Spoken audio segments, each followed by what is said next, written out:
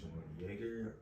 I am presenting as a graduate candidate for the Community Development Master's Program at Prairie View University. I am currently in Detroit, Michigan. I got my bachelor's at Eastern Michigan University in 2020. So the topic of today that I want to focus on is pandemic teaching. The teacher shortage has been a big deal. During the pandemic, we faced a lot of crises that we cannot explain. It was a total wreck in the world, as we know.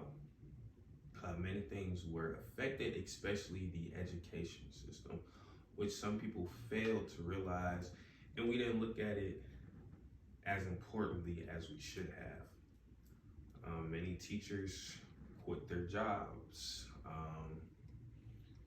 Many decided to find other professions because they could not teach virtually.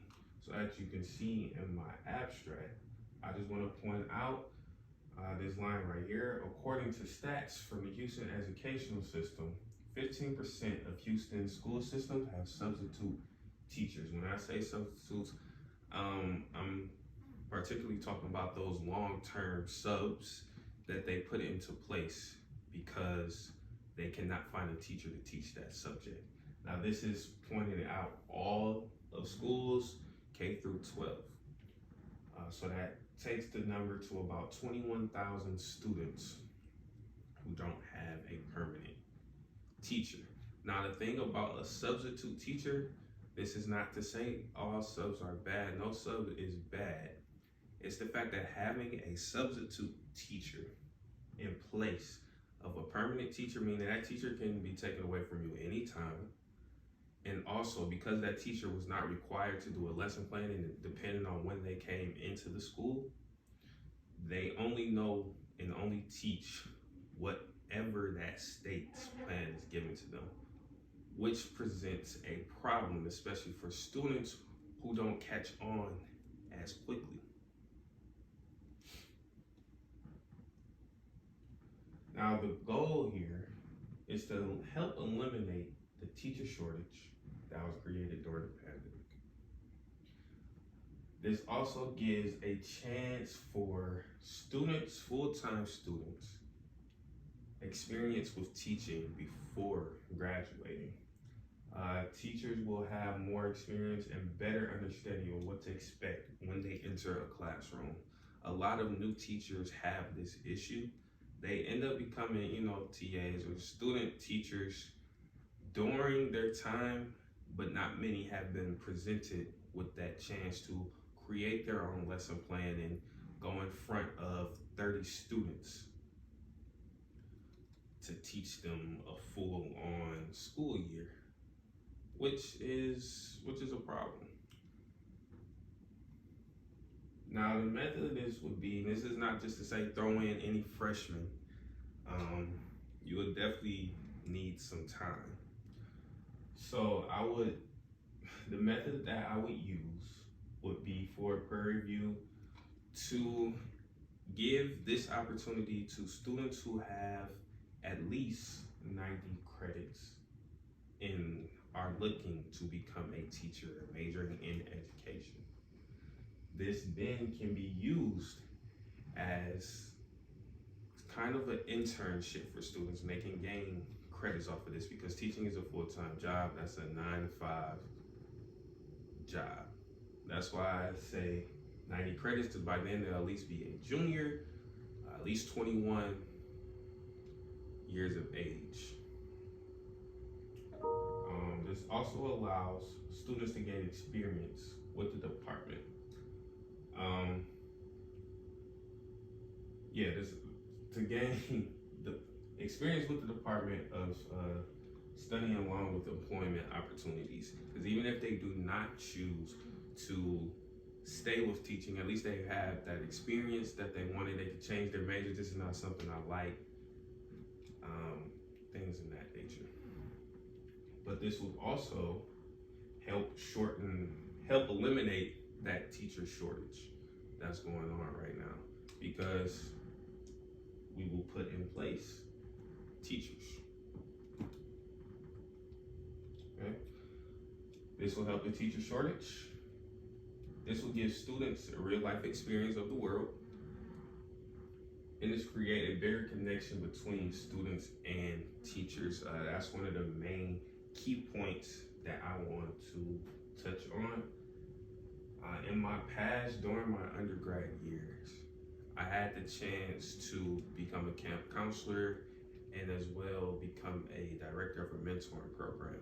So I would have at least 7 kids, sometimes 12 at one time, that I would have to keep constant eye on and help them focus. And I mentored in a high school, so this, by me being at the age I was only 21, 22 at the time, I was able to connect with these students because of our generational, like it wasn't a huge generational gap. We were only one generation apart from each other and not even that far. The students, actually I don't even think we were a generation. We actually are in the same generation and we're only 5 to 6 years apart for sure. Mind you, these are high school students. I also had the opportunity to go to elementary school students as well. It wasn't too much of a difference, but it was a difference, but it wasn't too much. And I say it wasn't too much because we still had the energy to keep those elementary school students active. And mind you, these are 11-year-olds, 12-year-olds. They still wanted to know who you were, and us being just still kids ourselves. I don't care what nobody says, 21 is not grown. Just being us kids, our minds, it just went back to that small little adolescence and be like, okay, I remember being like this. I have the patience to deal with it. And that's what I want to point out, the fact that many teachers don't usually have patience. A lot of the older teachers, they don't have too much patience for smaller children, especially teenagers, because teenagers think they know everything. We all been there, done that. Okay, my evaluation. A child's future is important and a part of their education. There are many aspects of education that can be targeted, but most important is the communication portion. How do you teach a child to interact with others if parents are at work all day and the child is used to staying home on a computer? Virtual learning is not for everybody, and teaching is even harder. The goal of this method is to fill the classroom with qualified adults and give everyone an opportunity to learn something new. So when I say qualifying adults, every child is different. Every child needs somebody in their face. Every child needs something on the board, and it has to be written on the board. Depending on the subject, I'm one of those learners, especially when it comes to math. Not everybody can learn off a screen. It's not that easy. So here's a few of my references, and then the pros and cons. First, I want to say thank you for listening to my presentation. I want to go over the pros and cons of me being into this program. I did enjoy learning the history of Texas. I've only been to Texas a few times, but I've never really paid attention and things like that. And I've also learned a lot about the African American history that I was never taught at my PWI. It was a quick program. It's been a tough 2 years, especially by me being a full-time, like out in the field, working a 9 to 5, Monday through Friday. Some classes, though, this is the con, some classes were very difficult online. I'll say that. I found I want to say this, the